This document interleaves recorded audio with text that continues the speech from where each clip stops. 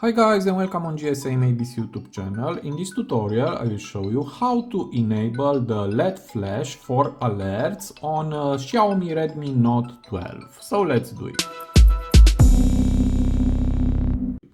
So to do this it is very easy, just go to the phone icon and here tap on these three dots.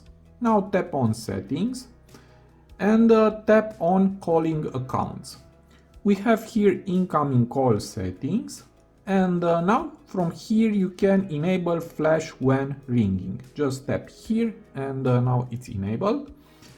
And I will exit, I will put my phone on the back and I will call on this phone to test this feature.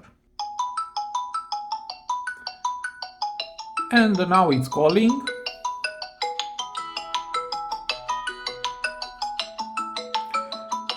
And as you can see, it's working very well. Okay, so it is very easy to do it. I hope this tutorial to be useful for you and see you to the next. Have a nice day.